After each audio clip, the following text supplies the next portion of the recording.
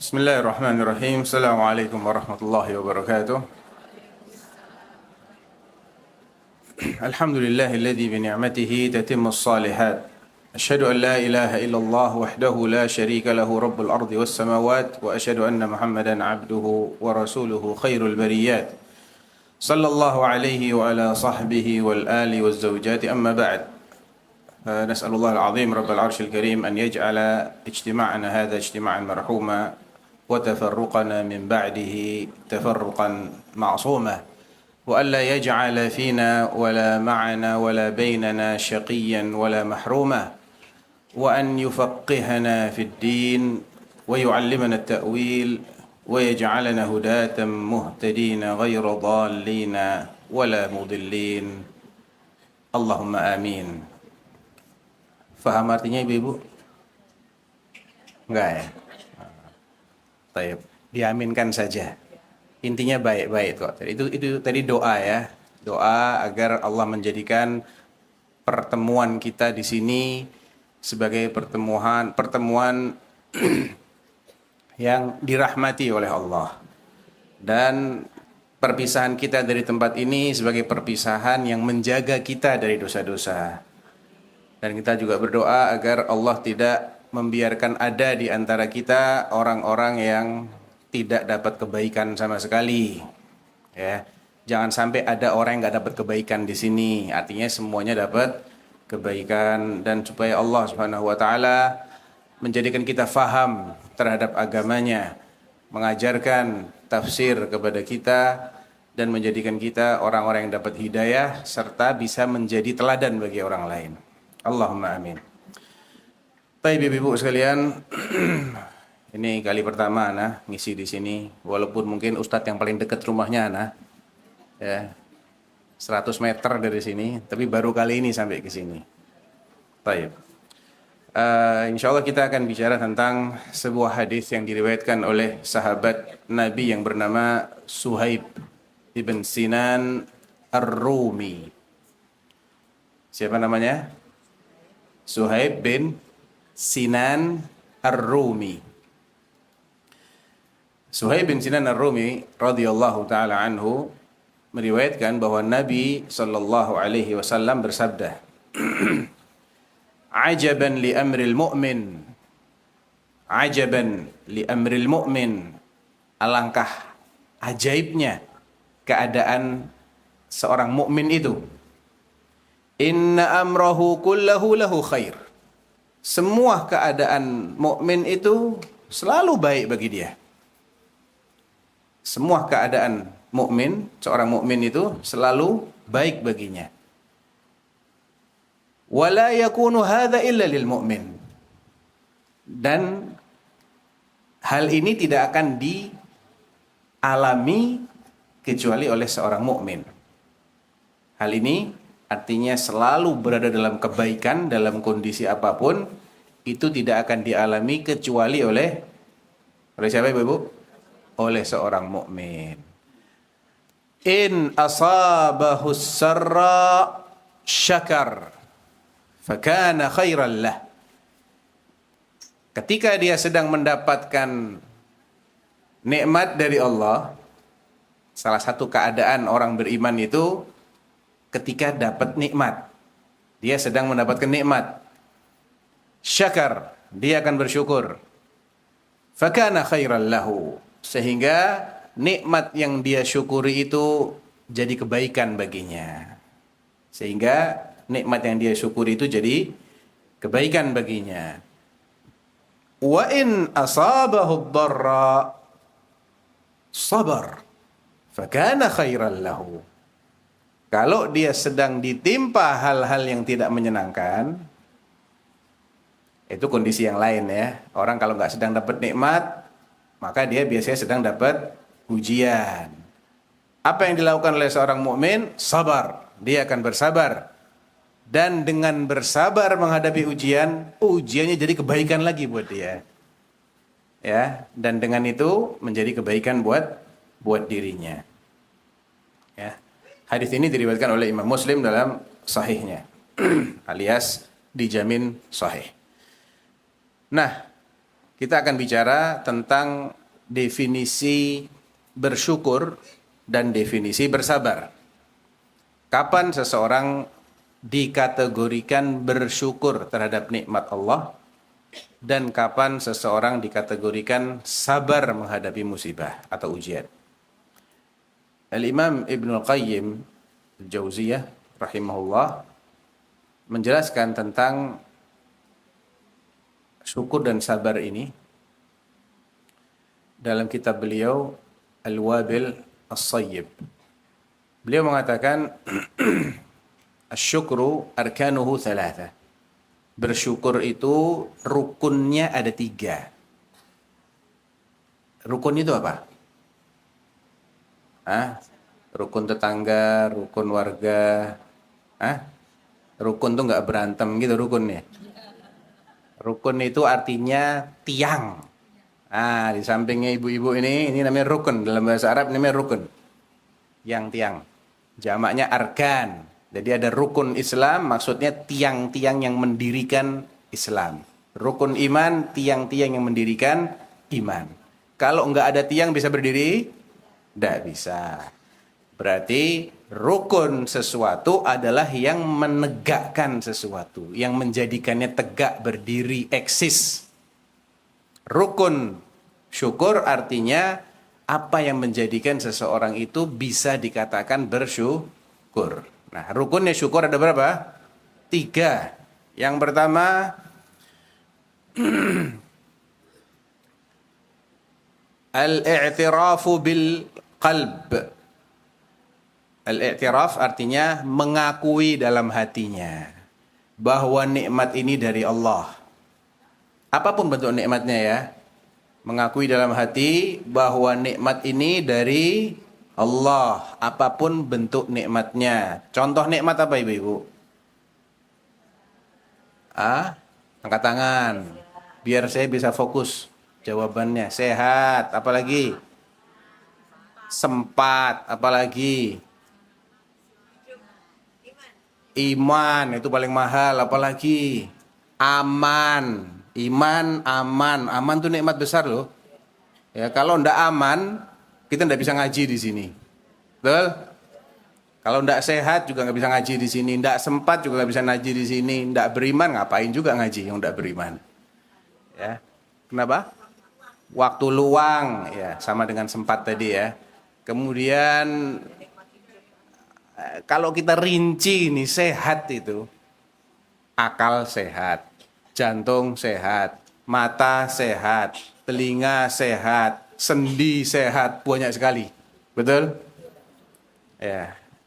Artinya ini semua adalah bagian dari nikmat Allah. Kalau kita ingin mensyukuri, kita harus pertama apa? Mengakui bahwa itu semua minallah. Bukan karena kita lebih berhak daripada orang lain. Ya. Jangan pernah merasa kita ini lebih berhak dapat nikmat dari orang lain. Tidak. Semata-mata Allah yang mau ngasih nikmat dan terserah Allah mau dikasihkan ke siapa, mau diambil sedikit dari siapa atau diambil semuanya. Ada orang yang diambil sedikit nikmat penglihatannya. Ya. Kayak saya ini. Saya kalau tak buka gini bureng semua ini. Diambil sedikit. Ada yang diambil semuanya mungkin. Tidak bisa lihat sama sekali. Pendengaran juga begitu. Ada yang pendengarannya kurang. Ada yang tidak bisa sama sekali. Sendinya juga begitu sama. Jadi jangan merasa ketika masih diberi nikmat, saya yang pantas dapat nikmat. Jangan. Itu madhabnya Qarun. Tahu Qarun ibu-ibu? Iya. Innama utituhu ala ilmin indi. Aku diberi kekayaan ini karena ilmuku. Oh bukan. Bukan, jangan. Ya, akui nikmat ini dari siapa? Dari Allah. Dzalika fadlullah yu'tihi man yasha. Itulah karunia Allah. Allah berikan kepada siapa yang Allah kehendaki. Dan diberikannya nikmat ini kepada si fulanah, tapi enggak diberikan kepada si fulanah yang lain, itu ada hikmahnya. Ya. Ada rahasia di balik itu. Mungkin kita tidak tahu. Tapi yang jelas ketika Allah memberikan sesuatu, ada hikmahnya. Bisa jadi sebagai ujian buat dia. Dikasih nikmat ini, syukuri enggak? Ya. Nah, jadi rukun yang pertama adalah kita mengakui nikmat itu dari Allah. Ini berarti kaitannya dengan hati kita. Rukun yang kedua adalah mengakui secara lisan. Qala ta'ala wa amma bi ni'mati rabbika fahaddits. Ceritakan ini adalah nikmatmu. Nikmat Rabbmu. Ya. Dengan misalnya alhamdulillah. Ya. Hadza min fadli rabbi. Kayak Nabi Sulaiman dikasih nikmat, dia bilang hadza min fadli rabbi. Ini adalah bagian dari karunia Allah kepadaku. Liyabluwani aashkuru am akfur. Nikmat ini dalam rangka mengujiku, apakah aku bersyukur ketika dapat nikmat ini atau malah kufur. Jadi ada ucapan lisan, misalnya dengan mengucapkan alhamdulillah. Ya. Dalam hadis yang sahih Nabi mengatakan innallaha yuhibbu minal abdi idza akala akalan ayyahmadahu Allahu alaih wa idza syariba syarbatan ayyahmadahu Allahu alaiha. Allah itu suka kepada hambanya ketika dia makan, sarapan selesai, ya, atau minum sesuatu selesai, dia bersyukur, alhamdulillah, senang Allah. Ya. Baik. Rukun yang ketiga apa kira-kira? Hati mengakui itu dari Allah, lisan mengucapkan puji-pujian atas nikmat Allah. Apalagi kira-kira yang ketiga? Menggunakan nikmat itu untuk keridhaan Allah. Dipakai nikmatnya untuk hal-hal yang diridhoi oleh Allah. Itu baru seseorang dikatakan bersyukur minimal. Bersyukurnya masih minimal. Karena maksimalnya itu kita nggak akan sanggup. Kalau Allah menuntut kita untuk mensyukuri secara maksimal setiap nikmat Allah, tidak akan ada yang bisa. Tidak akan ada yang mampu. Allah berfirman di dua ayat. Satu di surat Ibrahim, satu lagi di surat An-Nahl. Allah mengatakan, wa in ta'uddu ni'matallahi la tuhsuha. Innal insana ladzalumun kaffar. Di surat An-Nahl, wa in ta'uddu ni'matallahi la tuhsuha, innallaha laghafurur rahim. Awalannya mirip, akhirannya beda. Awalannya wa in ta'uddu ni'matallahi la tuhsuha. Apabila kalian hendak menghitung-hitung nikmat Allah, tidak akan ketemu jumlah persisnya ada berapa banyak. Tidak akan sanggup kalian. Ya, bayangkan aja ya, nikmat sehat tadi kalau kita detilkan. Di otak kita ini ibu-ibu, ada berapa puluh ribu pembuluh darah. Allahu a'lam. Tidak pernah ngitung. Ada yang pernah ngitung? Tidak pernah ngitung. Ya. Alhamdulillah itu masih pada lancar itu aliran darahnya. Kalau ada yang tersumbat mesti error. Ya, entah bibirnya error, ngomongnya error, jalannya error, pikirannya error. Ya. Itu baru kita bicara di otak kita. Sendi kita ada berapa? Banyak, 360 sendi kata Nabi. Ya, begitu ada yang kerenyeng-kerenyeng sedikit. Kerenyeng-kerenyeng itu bahasa pasar Kliwon loh ya. Siapa yang tidak paham artinya kerenyeng-kerenyeng? Sakit. Ya, senggring-senggring. Ya. Geriwing-geriwing, yes, apalah istilahnya. Itu satu dari sekian itu sudah kerasa. Jadi subhanallah anggota badan kita ini kalau sehat tidak ada rasanya. Ada yang merasa punya jantung? Tidak ada rasanya ya. Ada yang merasa punya gigi? Begitu sakit baru tahu rasanya punya gigi. Ya.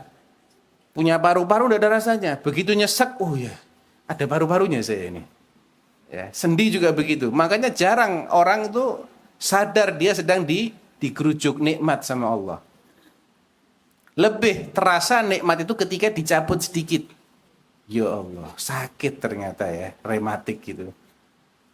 Asam urat, apalagi ada yang migrain, ada yang vertigo, ada yang punya penyakit asma, banyak.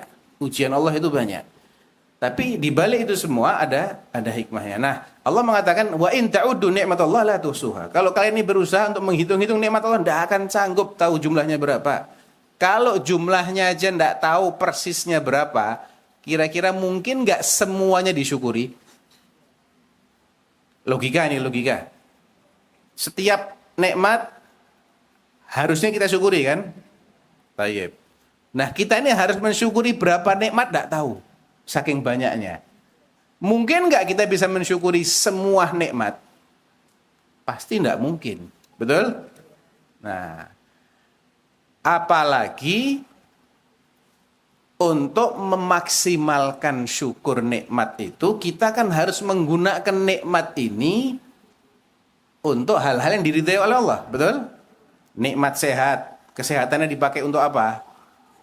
Untuk ibadah, bukan untuk maksiat. Itu namanya dia bersyukur. Ketika dia mau, alhamdulillah ya Allah, ana selama ini sebagian ini sehat. Ana mau bersyukur sekarang. Sholat duha, misal. Untuk bisa sholat duha, dia perlu nikmat baru enggak? Banyak nikmatnya. Apa kira-kira? Ya tetap dikasih kesempatan. Jangan dipanggil dulu ya Allah. Tahu lah dipanggil maksudnya? Iya, jangan dipanggil menghadapmu dulu. Itu nikmat enggak? Nikmat, sehat. Sehat dengan semua detailnya tadi ya. Kemudian dikasih kesempatan, kondisinya aman, bisa sholat, bisa wudu dan lain-lain. Untuk mensyukuri nikmat yang tadi kita perlu utang nikmat lagi baru sama Allah. Terus kapan kita bisa tuntas mensyukuri nikmat Allah? Jawabnya tidak akan pernah bisa. Ya. Jadi walaupun rukunnya 3, tapi tidak berarti kita bisa maksimal dalam mensyukuri nikmat Allah. Dan di antara kasih sayang Allah ibu-ibu, Allah tidak nuntut kita untuk mensyukuri semua nikmatnya secara maksimal. Seandainya Allah nuntut itu, kita ini statusnya semua kufur nikmat. Tidak cuma kita, malaikat juga. Tidak cuma malaikat, Rasulullah juga, semua makhluk Allah ini tidak ada yang bisa benar-benar mensyukuri semua nikmat Allah. Itu kalau Allah mau nuntut. Tapi Allah itu Ghafurur Rahim. Makanya di ayat yang lain, wa in ta'udu ni'matallahi la tuhsuha innallaha laghafurur rahim. Kalau Allah bagaimana menyikapi cara kita mensyukuri nikmat-nikmatnya, Allah Ghafurur Rahim. Kalau dilihat dari sisi kita ini yang sudah diblebek nikmat, diblebek tahu ya, dikerucuk nikmat sama Allah, sikap kita bagaimana? Itu di ayat surat Ibrahim. Wa in ta'uddu ni'matallahi la tuhsuha innal insana ladzalumun kafar. Manusia itu memang sangat zalim, sangat ingkar sama nikmatnya Allah. Rata-rata manusia itu gitu, ingkar sama nikmat. Tayyib. Kalau kita ingin mensyukuri nikmat Allah, maka kita mesti tahu ibu-ibu, skala prioritas nikmat yang paling wajib kita jaga baik-baik. Kita syukuri, yaitu nikmatul iman wal Islam. Nikmat menjadi orang beriman, nikmat menjadi muslim. Ini nikmat tidak bisa ditukar. Jangankan dengan dunia seisinya. 10 kali dunia seisinya juga nggak bisa ditukar. Ya, kalau sampai disia-siakan nikmat ini dan akhirnya dicabut oleh Allah, itu manusia yang percuma jadi manusia. Mending jadi batu, mending jadi tanah, mending jadi kambing. Wallahi, ya, kalau sampai dia tidak jadi orang beriman, dia akan menyesal dan akan berangan-angan seandainya dia dulu jadi tanah saja tidak pernah jadi manusia. Itu di akhir surat An-Naba Allah jelaskan bagaimana angan-angan orang kafir. Yauma yanzurul mar'u ma qaddamat yadah wa yaqulul kafiru ya laitani kuntu turaba. Pada hari masing-masing melihat hasil perbuatannya. Kapan itu? Kapan orang akan melihat hasil perbuatannya? hari kiamat, yaumul hisab. Ketika itu orang kafir tidak punya amal soleh sama sekali, isinya dosa tok.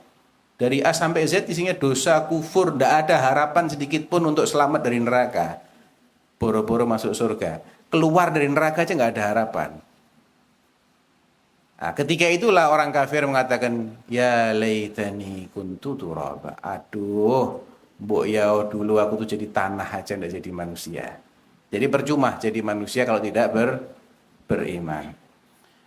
Demikian juga yawaddul ladzina kafaru yauma idzi yawaddul ladzina kadzabullaha law tusawwa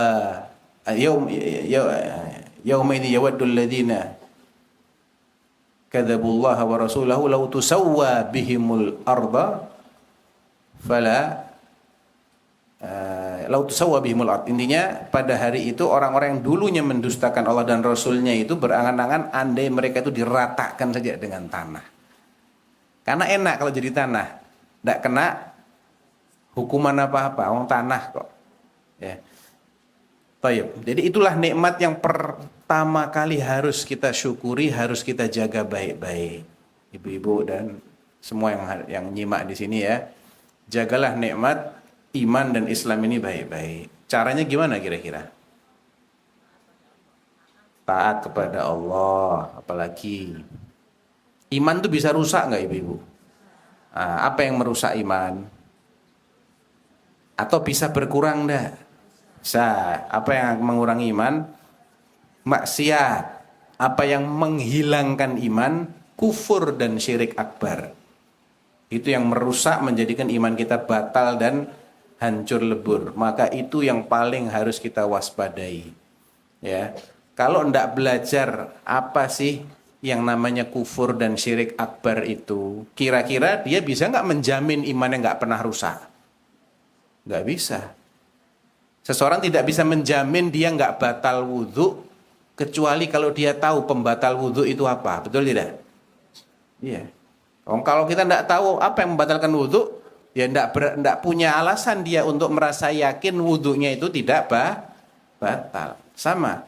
Kalau kita ini ingin menjaga iman, kita harus belajar apa yang bisa merusak iman, pembatal-pembatal iman. Nah, ini saya cuman nyepil apa istilahnya garis-garis besarnya ya, karena kan kajiannya enggak daurah seharian, cuman 1 jam. Jadi ya tak kasih yang ininya aja apa istilahnya garis-garis besarnya aja. Nanti dipelajari lebih lanjut di kajian-kajian rutin lainnya.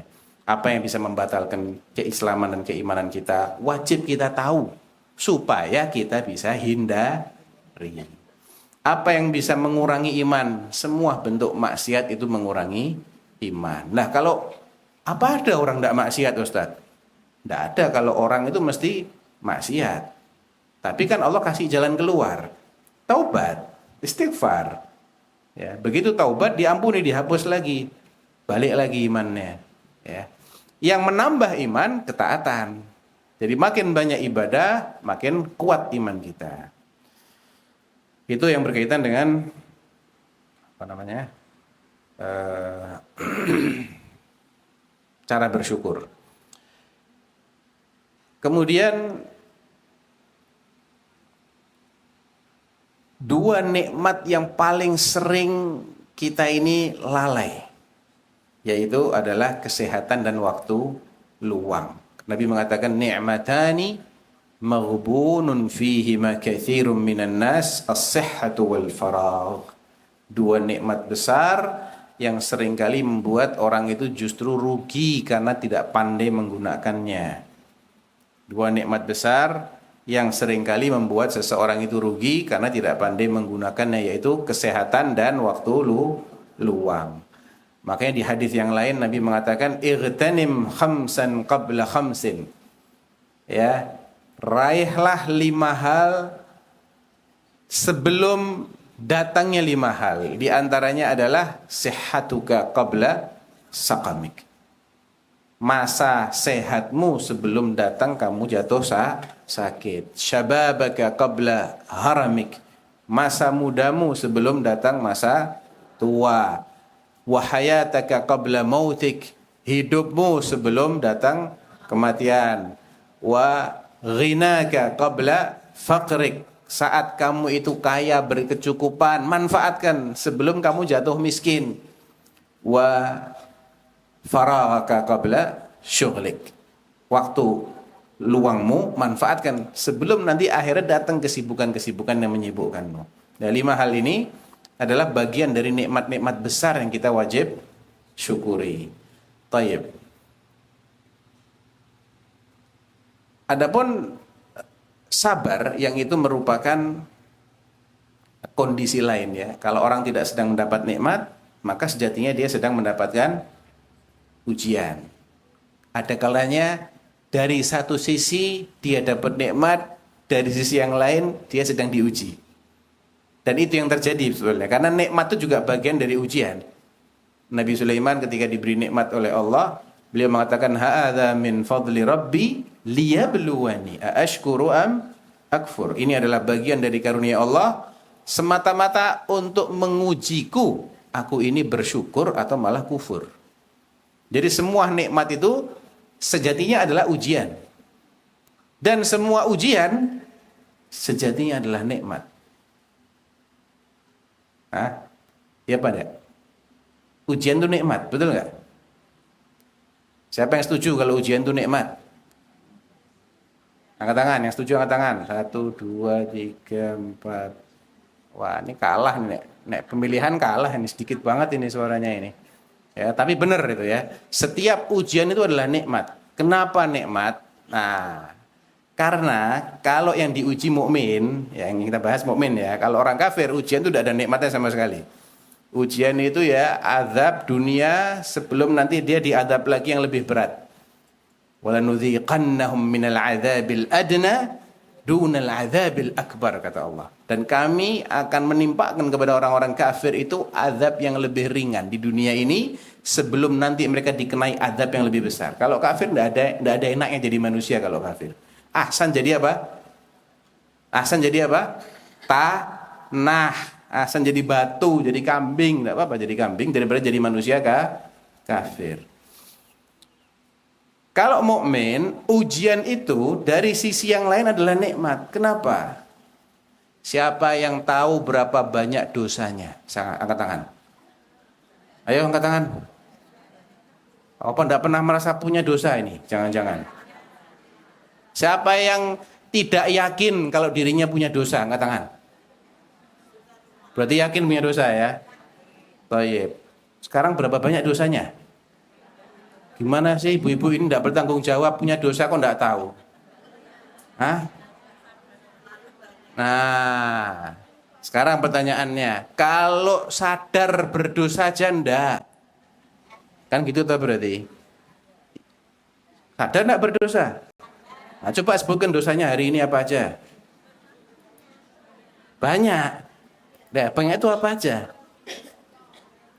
Nah, sekarang tak jelaskan apa kaitannya pertanyaan ini dengan bahwasanya setiap ujian itu adalah nikmat dari sisi yang lain. Kalau ya kita ini hanya ingat bertaubat ketika kita ingat punya dosa, kira-kira kita akan bertaubat dari semua dosa kita atau hanya sebagian? Kalau semua harus ingat semua dosanya. Tadi tak tanyain enggak ingat. Sebagian, berarti sebagian lagi kita lupa. Berarti kan belum tobat. Betul? Nah, seandainya enggak dikasih musibah sama Allah, yang musibah itu juga menggugurkan dosa, berarti ada kemungkinan, dan kemungkinannya cukup besar, kita ini enggak bertaubat dari banyak dosa. Kalau dibiarkan gitu terus sama Allah, ya, tak tanya dosa hari ini aja enggak bisa nyebutkan semua. Bagaimana dosa sebulan? Bagaimana dosa setahun? Bagaimana dosa sampai hari ini sejak kita balik? Waktu kita lahir enggak ada orang lahir langsung punya dosa, enggak ada. Mulai balik dosa itu, ya. Sejak kita balik sampai hari ini berapa dosa yang kita belum bertaubat? Kita enggak tahu kan jumlahnya. Kalau dibiarkan ya udah enggak apa-apa, biarkan aja. Rugi nggak? Rugi. Ya. Karena nanti ada hukuman dari Allah. Dengan adanya musibah yang dihadapi dengan sabar, Allah menjadikan itu sebagai kafarat. Makin besar musibah yang dihadapi, makin banyak dosa-dosa yang berguguran. Berarti nikmat enggak dari sisi lain? Nikmat. Karena Allah tahu kita ini pelupa. Pelupa atas dosa-dosa kita. Sehingga kita juga lupa untuk bertaubat dari dosa-dosa itu. Sehingga di antara kasih sayang Allah adalah dikasih ujian. Dan yakinlah ibu-ibu, musibah dunia ini sebesar apapun tidak ada artinya dibandingkan dengan musibah di alam akhirat.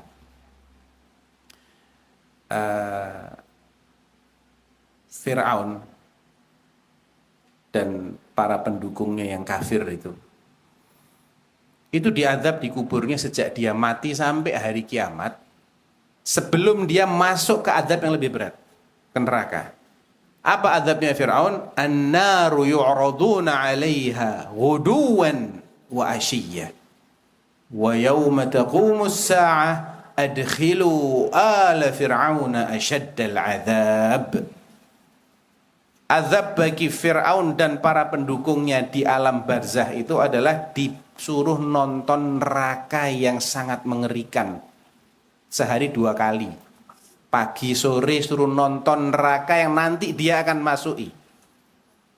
Tiap hari 2 kali dia dipertontonkan kengerian-kengerian.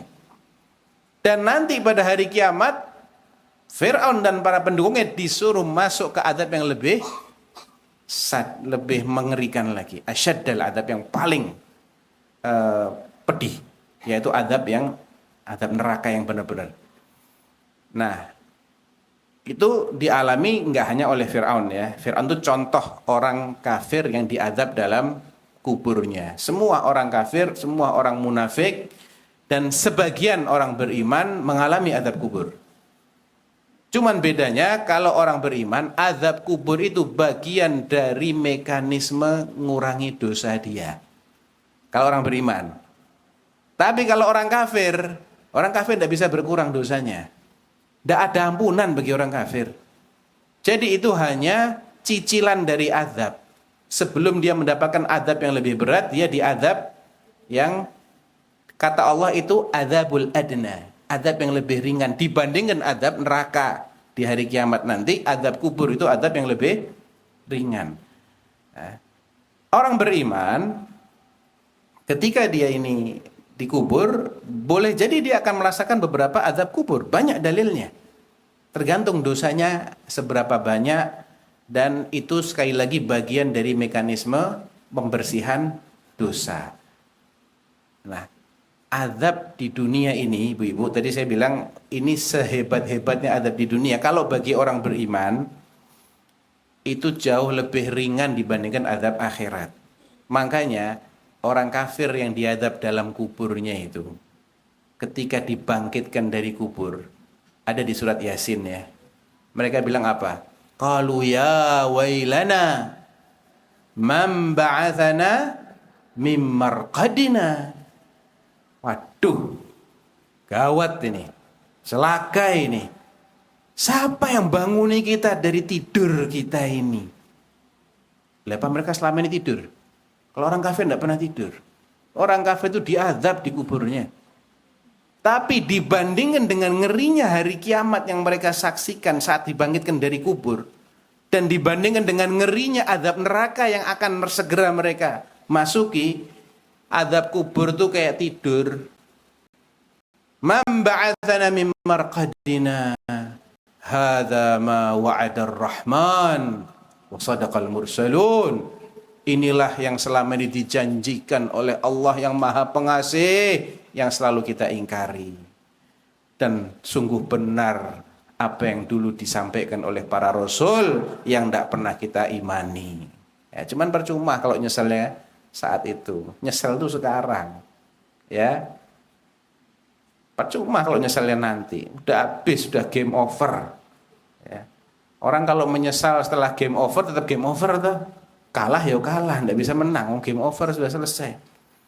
Nah, jadi kalau orang tuh diuji di dunia dan dia hadapi dengan sabar, dia sejatinya sedang diberi nikmat besar. Banyak sekali dosa-dosa dia yang dibersihkan oleh Allah. Lah kalau sudah bersih dosanya, ya tambahnya pahala. Ya. Makanya para nabi itu orang dengan ujian terberat. Apakah berarti mereka terbanyak dosanya? Enggak. Dosa mereka sudah diampuni. Rasulullah itu diampuni dosanya. Ya, inna fatahna laka fatham mubina liyaghfira lakallahu ma taqaddama min dhanbika wa ma ta'akhkhar wa yutimma ni'matahu 'alaika wa yahdiyaka siratan mustaqima. Kami telah memberimu kemenangan yang nyata, surat Al-Fath, agar dengan itu Allah mengampuni dosa-dosamu yang lalu maupun yang akan datang. Nabi sudah diampuni, tapi ujiannya berat loh Nabi itu.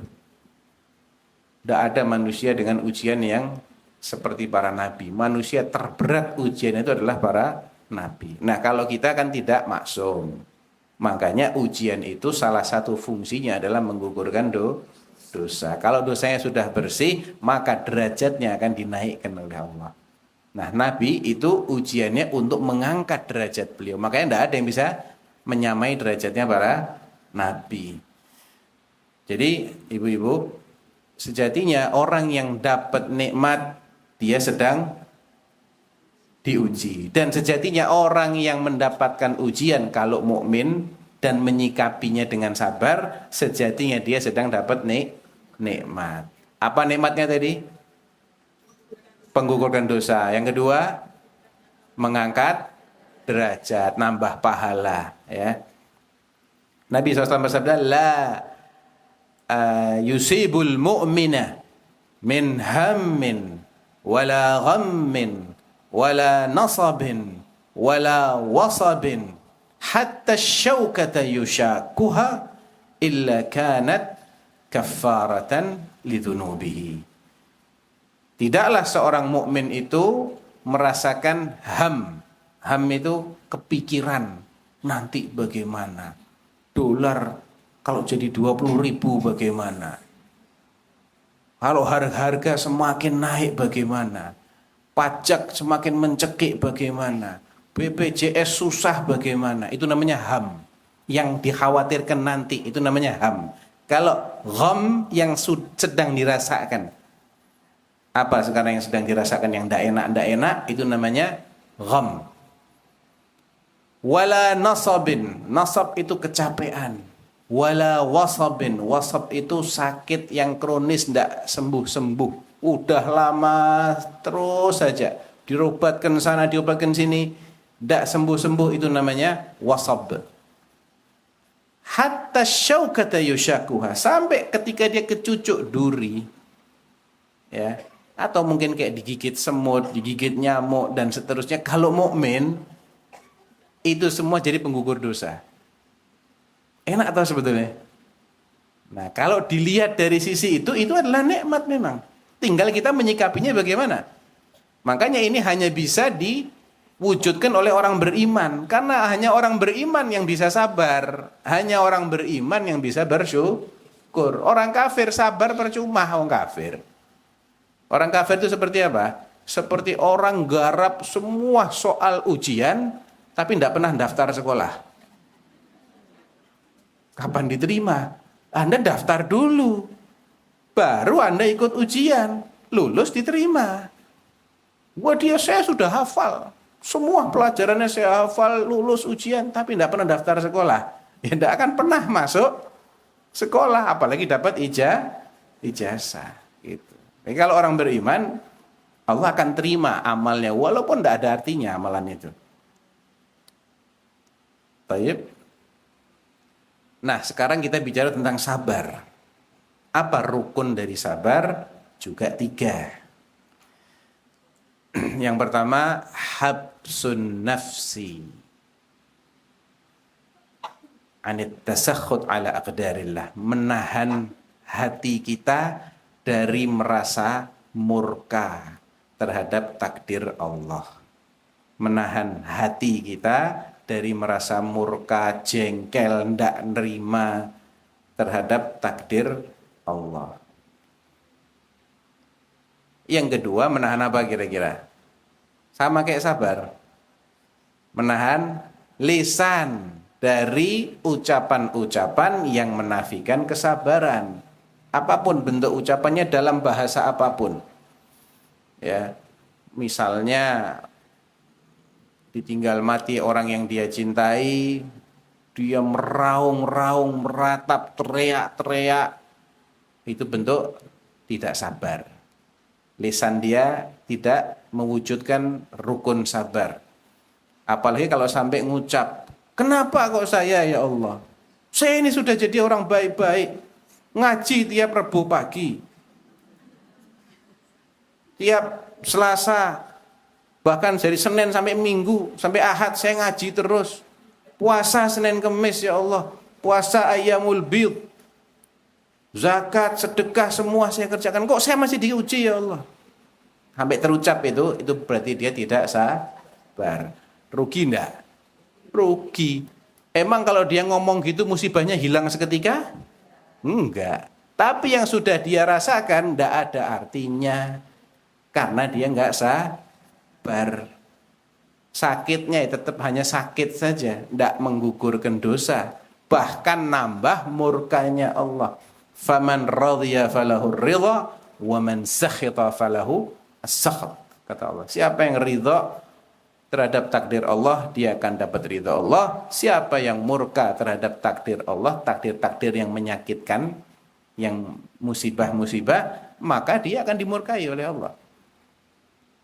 Jadi rukun yang kedua apa tadi? Menahan apa?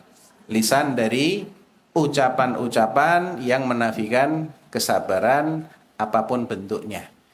Yang ketiga, menahan anggota badan dari tindakan-tindakan yang menafikan kesabaran. Tangannya, kakinya. Orang jahiliyah, kalau dapat musibah, mereka akan menampar pipinya sendiri.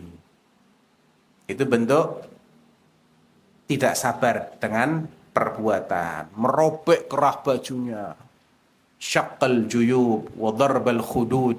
Al-khad ini pipi. Juyub itu kerah baju disobek. Ya, mungkin piring terbang, gebrak meja, gebrak pintu, ya, pecahkan kaca, bentuk-bentuk tindakan-tindakan yang itu menafikan kesabaran. Itu harus dihindari. Kalau kita bisa menahan diri kita dari murka tidak terima terhadap takdir Allah yang tidak enak, menahan lisan kita dari ucapan-ucapan yang menafikan kesabaran, dan menahan anggota badan kita dari tindakan-tindakan yang menafikan kesabaran, baru kita masuk kategori sabar. Bukan berarti tidak sedih. Sedih itu boleh. Nabi pun sedih kok. Nangis boleh. Kual air mata boleh. Ada rintihan-rintihan, masih pelan suaranya, wajar, tidak apa-apa. Nabi ketika putra beliau Ibrahim radhiyallahu anhu, putra dari Maryah Al-Qibtiyah radhiyallahu anha, itu wafat, umurnya masih setahun lebih sedikit. Ya. Sambil nazak itu digendong sama Rasulullah. Selek-seleknya orang mau mati itu ya. Mau mati itu digendong sama Rasulullah, nangis Rasulullah. Kata sahabat, kenapa ya Rasulullah? Qal innal 'aina la tadma' wa innal qalba la yahzan. Walakin la naqu wa inna li firaqika ya Ibrahim la mahzunun. Walakin la naqulu illa ma yurdi Rabb. Mata itu menangis, hati itu sedih, dan kami ini berat berpisah denganmu hai Ibrahim. Tapi kami tidak akan mengucapkan kecuali yang diridhai oleh Allah. Apa ucapan yang diridhai oleh Allah ketika hadapi musibah? Inna lillahi wa inna ilaihi raji'un. Ada doa lain? Ada. Allahumma ajurni fi musibati wa akhlif li khairan minha. Ya Allah, berilah aku ajar, pahala di balik musibah. Jadi musibah bagi seorang mukmin itu kesempatan cari pahala. Dan gantilah aku dengan yang lebih baik. Yang lebih baik itu tidak harus di dunia.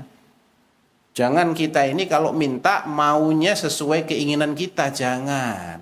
Banyak orang itu kalau minta maunya dituruti sesuai keinginan dia. Dia lupa, dia ini siapa, yang dimintai siapa. Betul enggak? Kita ini siapa sih? Hamba. Hamba itu apa? Sinonimnya apa? Budak. Yang kita mintai Allah, raja di raja, penguasa jagat raya semuanya. Masa ada budak mau ngatur raja? Itu budak lupa diri namanya. Ya. Budak itu diatur, disuruh-suruh, dimarahi, ya nrimo, namanya juga budak. Minta nggak dikasih, ya memang statusmu itu budak. Dan selamanya kita adalah budak. Tapi itu gelar kehormatan. Gelar kehormatan karena Allah itu kalau memberikan janji, memberikan apa-apa pasti ditepati oleh Allah. Tapi kalau jadi budaknya selain Allah, nanti cuma di PHP. Ya. Kalau nggak jadi budaknya Allah, dia akan jadi budaknya syaitan. Qala ta'ala alam a'ahad ilaikum ya bani Adam alla ta'budus syaitan. Innahu lakum aduwwum mubin wa an i'buduni.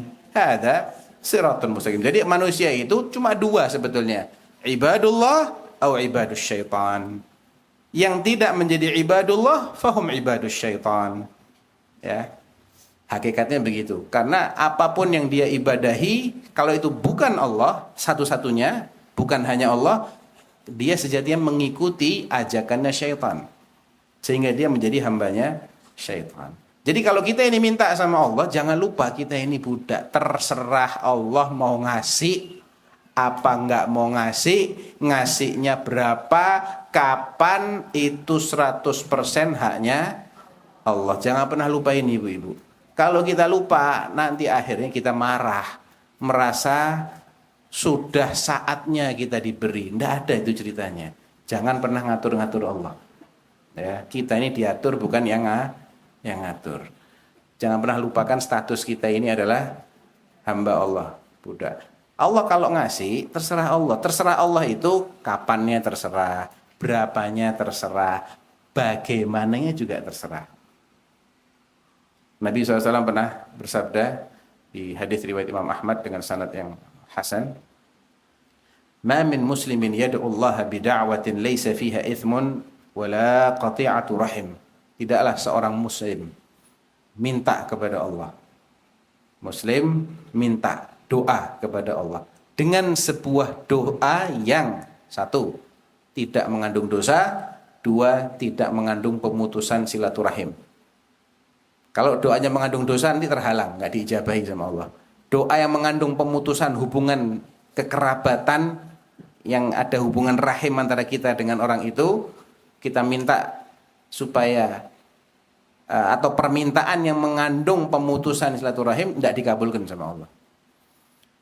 Kalau tidak mengandung dosa, nggak mengandung pemutusan silaturahim, Allah akan ijabahi dengan salah satu dari 3 cara. Ya, yang pertama Allah berikan sesuai jenis permintaan kita. Kita minta apa? Dikasih sejenis dengan apa yang kita minta. Tapi belum tentu loh ya, sebanyak yang kita minta. Belum tentu. Jenisnya iya, tapi banyaknya berapa? Terserah Allah. Yang kedua, kita diberi permintaan yang tidak sejenis, diijabahi, tidak sejenis dengan yang kita minta, tapi sebaliknya. Misal, orang minta ditambah penghasilan bulanannya, ya Allah 20 juta enggak cukup ya Allah, 40 ya Allah misalnya ya. Harga-harga mahal semua ya Allah, bedak naik, eyeshadow naik ya, listrik naik, lipstick naik, kutek naik, sabun naik, sampo naik ya Allah, 20 juta enggak cukup, 40 juta ya Allah. Enggak dikasih 20 juta, enggak dikasih 40 juta. Dikasih sebaliknya. Dia dihindarkan dari kecelakaan lalu lintas. Seandainya dia kena, dia keluar duit 40 juta. Itu bagian dari terkabulnya doa. Ya, Allah mengabulkan dengan cara menghindarkannya dari keburukan yang nilainya setara dengan kebaikan yang dia minta. Yang ketiga, nggak dikasih ini, nggak dikasih itu. Dikasihnya pahala di akhirat. Jadi terkabulnya doa itu Allah nanti yang ngatur. Kadang dikasih sesuai dengan jenis yang kita minta, kadang dikasih dengan dihindarkan dari keburukan yang setara dengan kebaikan yang kita minta, kadang dikasih berupa pahala di akhirat. Apapun itu baik. Baik enggak? Baik. Ya. Kok enggak dikasihnya sesuai yang kita minta, ya ada hikmahnya. Ada hikmahnya. Jadi ibu-ibu kembali ke masalah sabar tadi. Sabar itu kita harus menahan diri kita, hati kita dari perasaan jengkel, murka terhadap takdir Allah, menahan lisan kita dari ucapan-ucapan yang menafikan kesabaran dan menahan anggota badan kita dari tindakan-tindakan yang menafikan kesabaran. Boleh nangis? Boleh. Boleh sedih? Boleh. Tapi tidak boleh sampai melakukan 3 hal tadi.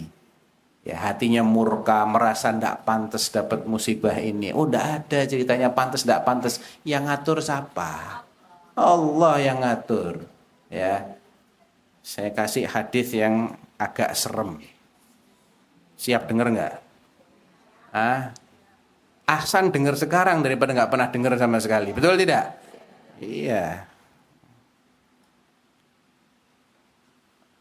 Saya hafal sih hadisnya. Aman agak panjang. Hadisnya riwayat Ibnu Majah dalam sunannya. Hadis ini disampaikan oleh 4 orang sahabat. Ubay bin Ka'ab, Hudzaifah ibnul Yaman, Abdullah bin Mas'ud, dan Zaid bin Thabit. 4-empatnya meriwayatkan hadis yang redaksinya sama. Ya. Yaitu Nabi bersabda, "Lau 'azzaballahu ahla samawatihi wa ahla ardihi la'azzabahum wa huwa ghairu zalimin lahum." Seandainya Allah itu mengazab, seandainya Allah itu mengazab semua penduduk langitnya dan semua penduduk buminya. Berarti termasuk malaikat. Malaikat itu penduduk langit. Termasuk para nabi, para rasul, asy-syuhada, as-siddiqin, as-salihun, al-awliya.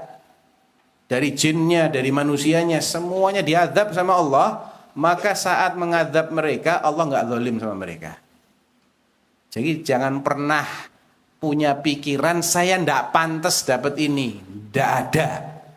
Pantas ndak pantas terserah Allah. Allah ndak pernah zalim kok sama hambanya. Wa mallahu bidzallamin lil abid. Wa ma zalamahumullah walakin kanu anfusahum yadzlimun. Jadi mindset kita ini mesti kita luruskan.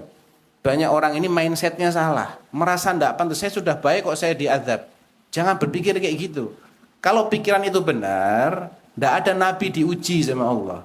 Ada nabi digeraji kepalanya sampai belah jadi 2. Yahya bin Zakaria alaihissalam digeraji, terbelah 2, nabi. Ya. Bani Israel, Yahudi itu terkenal sebagai bangsa pembunuh para nabi. Saking banyaknya nabi-nabi yang mereka bunuh. Ya. Fabidzulmin minal ladzina hadu harramna 'alaihim thayyibatin uhillat lahum wa bisaddihim an sabilillahi katsira. Ada di ayat yang lain wa qatlihimul anbiya. Allah bilang wa qatlihim al anbiya, dan kebiasaan mereka membunuh para nabi. Jadi nabi itu dapat musibah berat, yaitu dibunuh. Ya, banyak nabi yang sudah mereka bunuh, padahal mayoritas nabi juga dari Bani Israel. Jadi kalau nabi yang dari bangsa mereka ajak mereka bunuh, apalagi yang bukan dari bangsa mereka. Jadi apa yang mereka perbuat di belahan dunia ini, di Palestina, di mana-mana, itu membuktikan memang karakter mereka seperti apa yang Allah sebutkan dalam Al-Quran. Tidak pernah berubah karakternya Yahudi. Jadi tadi Nabi mengatakan, seandainya Allah mengazab semua penduduk langitnya dan semua penduduk buminya, Allah tidak zalim kepada mereka. Makanya jangan pernah kita punya perasaan-perasaan begitu. Ya. Supaya kita bisa memanfaatkan momen ujian ini sebagai saatnya kita mencuci atau dosa kita dicuci. Kalau memang ternyata sudah habis dosanya, itu Allah yang tahu kan? Kita kan tidak ada yang bisa memastikan. Itu Allah yang tahu, maka kita berharap pahala yang besar.